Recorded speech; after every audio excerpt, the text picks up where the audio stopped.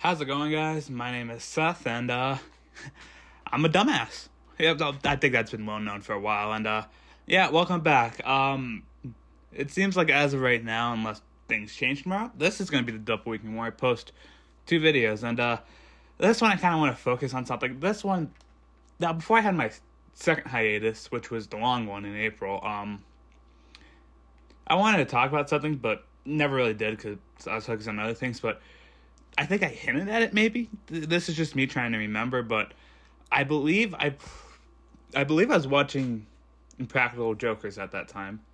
It was either that or a little bit before that. But obviously, if you don't know what Impractical Jokers is, well, watch it because it is really damn funny.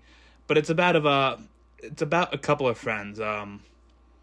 Originally, it was Q, Sal, Murr, and Joe, which unfortunately he's left the show, but it was just four friends doing like I'm trying to think how to say it. It's like it's not random challenges, but kind of, yeah, like random challenges, like, try to get a person laugh, say a comment and like have them respond, or one they did was all in a room trying to make each other laugh doing random things like shake weights, yoga, having like people involved. Like one person brought in a baby and had it sat on the other Joker's lap, or probably my favorite one was when Joe got a call from his parents and they said they were there even though they both passed away, and he ended up using skeletons I brought in. But basically they would do this stuff, and when they lose they would get a punishment which they could not refuse, which would be something really embarrassing. Like probably the most memorable one was Sal was strapped to a gurney while he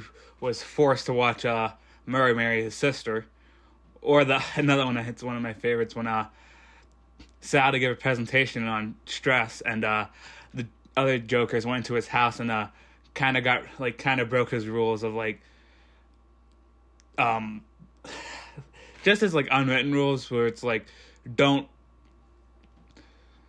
like how it's hard to explain. I'm trying to think, like, because he's a germaphobe. There was he doesn't like animals in his house and all that stuff, but those guys, they have bravery, which I don't think a lot of people are willing to admit, because how many people would go up there in public and like do that stuff, like say random stuff to people, or like a lot of times, like another punishment I remembered was a high five. They had to get two of the punishments were, I think it was Joe and Murr.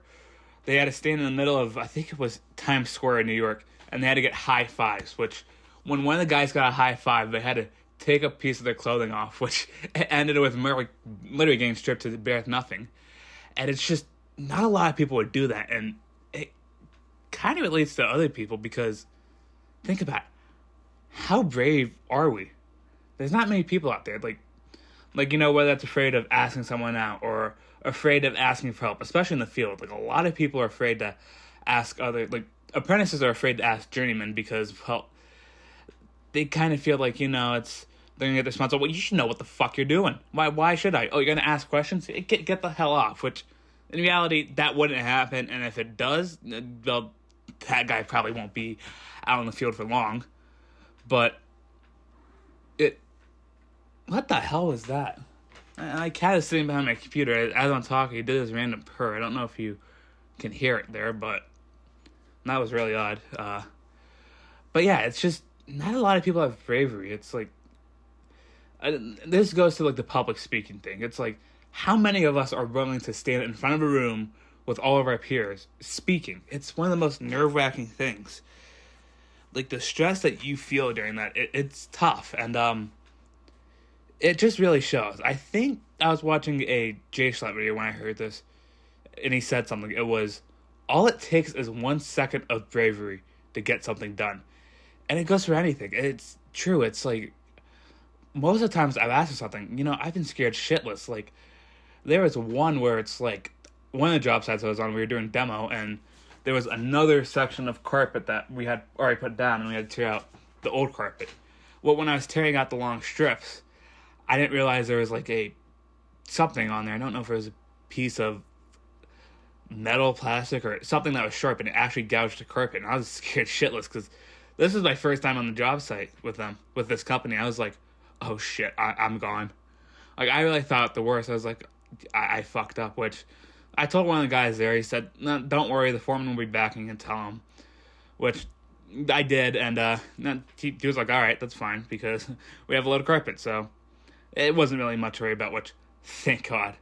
But, yeah, it just really shows that all you need is really 1 second of courage, and you'll be fine. It's not like you're gonna melt like, I forget what movie it was that they melted. Oh, Reservoirs. But, yeah, that's about it.